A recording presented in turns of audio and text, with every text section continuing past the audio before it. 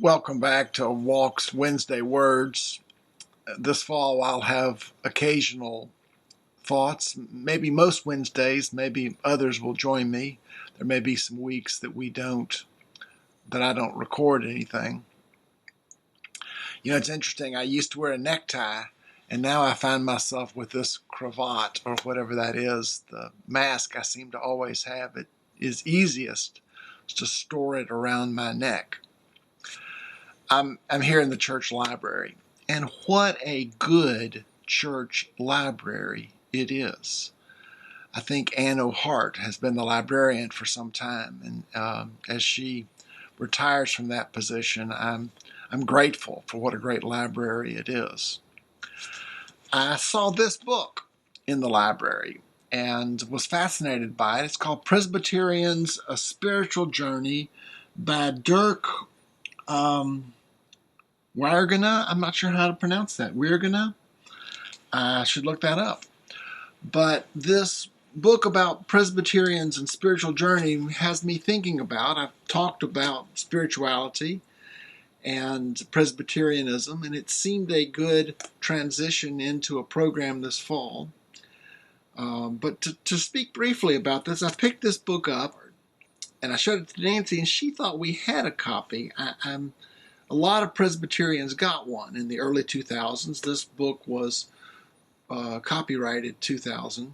And the pictures and the text that I share in the next few minutes, I hope are appropriate fair use for this educational program. If I learn that I've broken copyright law, I'll take this down. But I think to be on a spiritual journey, and that's what this book is about. It's about the author's travels around the country for 2 years. In 1998 and 1999, he visited some 200 Presbyterians around the country, and 87 of them are in this book. He came to our area. He was in North Florida, and I don't know where he stopped, and it's possible he interviewed members of this church, but they didn't make it into the publication.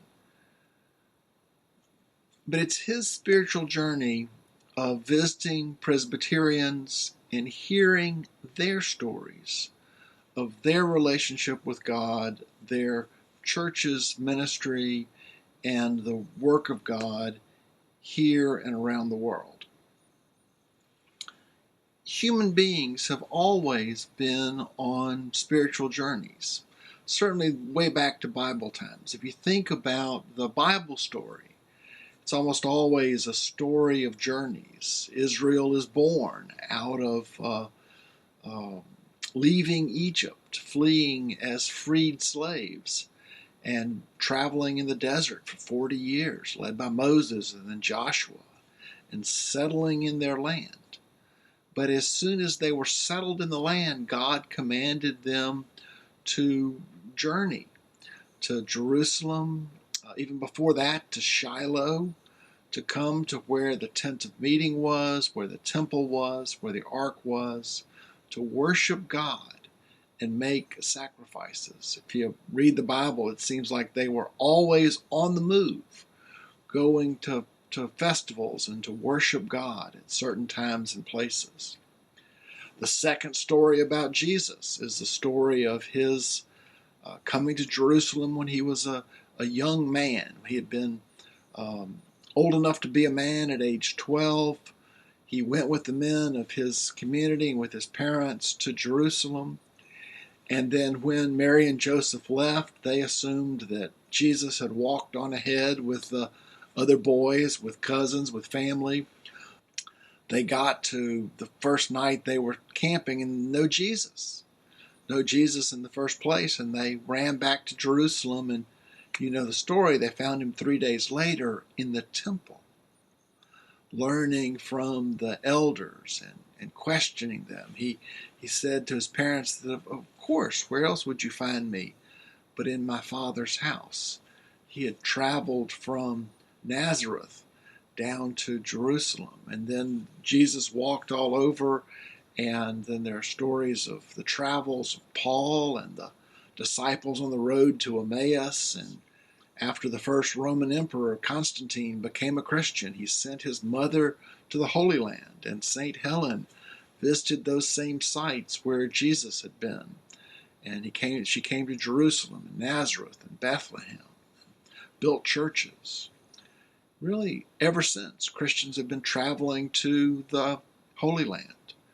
And sometimes because of wars and difficulty of travel, Christians couldn't get to the Holy Land. So they would make pilgrimages to Rome or even to Canterbury. How many of us read the Canterbury Tales in high school, the story of the pilgrims going to Canterbury to the religious shrine on this religious journey? To be a Christian is to be on a spiritual journey. Several years ago, Nancy and I visited the Holy Land. We went to Israel with a group and were amazed. I know that my colleague, Pastor Ron, has been on trips to the Holy Land and led such trips. This is a book of spiritual journeys. And as I look at the clock, I realize that I'm going to have to take several weeks to share with you the great stories in this book. Stories of Presbyterians who look like us and Presbyterians who are entirely different from us and yet believe what we believe about the Bible and about God. This is a story of one man's pilgrimage, his spiritual journey around the United States, interviewing Presbyterians and hearing their stories, taking their pictures.